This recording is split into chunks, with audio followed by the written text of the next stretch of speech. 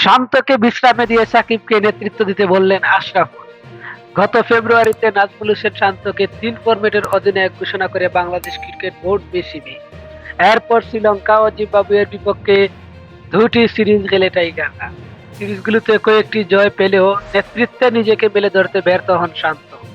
উল্টো ব্যাট হাতেও নিজের আগের ফর্ম হারিয়ে ফেলেন বাংলাদেশ অধিনায়ক। এতে করে ক্রিকেট বুদ্দা ও নেটিজেনদের সমালোচনার মুখে পড়েন শান্ত। এবার শান্তর এমন বাজে পার্টি ব্যাটিং পারফরমেন্স নিয়ে মুখ খুলেছেন বাংলাদেশের সাবেক অধিনায়ক মোহাম্মদ আশরাফুল। সম্প্রতি একটি গণমাধ্যমকে দেওয়া সাক্ষাৎকারে আশরাফুল জানান, শান্তকে বিশ্রামে দিয়ে সাকিবের কাঁধেই পুনরায় তুলে দেওয়া হোক বাংলাদেশের নেতৃত্ব। এ সময় মোহাম্মদ আশরাফুল বলেন, শান্ত নিজে থেকে ২টা ম্যাচ বিশ্রাম নিয়ে অন্য কাউকে সুযোগ দিতে পারে। রাতারাতি একাদশে পরিবর্তন আনার পক্ষে আমি না, তারপরও আমার মনে হয় তানজিদ তামিমকে নিয়ে আসতে পারি। ম্যানেজমেন্ট সাহস করতে পারছে না, যেহেতু 7 ব্যাটার নিয়েই খেলবেন, সেহেতু একটাই পরিবর্তন হতে পারে, শান্তর জায়গায় তামিমকে আনা।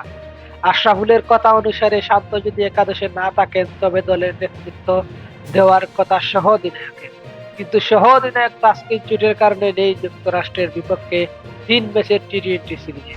সেক্ষেত্রে আশরাফুলের মতে টিম ম্যানেজমেন্টের উচিত বাকি 2 ম্যাচেই সাকিবের কাঁধে তুলে দেওয়া হোক। সাবেক এই অধিনায়ক বলেন, অধিনায়কত্ব সাকিব করতে পারে, যেহেতু সহ অধিনায়ক তাসকিন ইনজুরিতে।